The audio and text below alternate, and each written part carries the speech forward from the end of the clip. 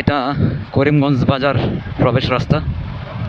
কলাতলি থেকে করিমগঞ্জে প্রবেশের যে কুদির জঙ্গল গেট, কুদির জঙ্গল ব্রিজ, এটা হচ্ছে সেই কুদির জঙ্গল ব্রিজ।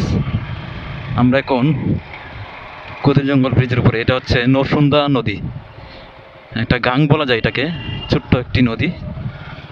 সারা বছরই কচুরিপানা দিয়ে ভরা থাকে, এখন একটু মোটামুটি পরিষ্কার করা আছে। এটা হচ্ছে কুদির জঙ্গল ব্রিজ। আর এদিক দিয়ে এখন আমরা চলে যাব বাজারের ভিতরে।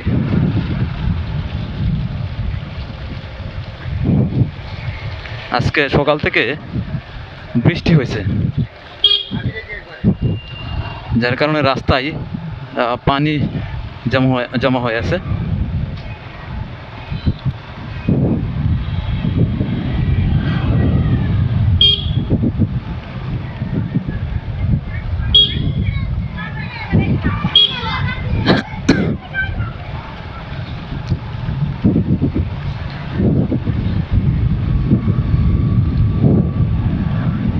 এই রাস্তাটা কিছুদিন আগে মেরামত করা হয়েছে, এখন মোটামুটি ভালো।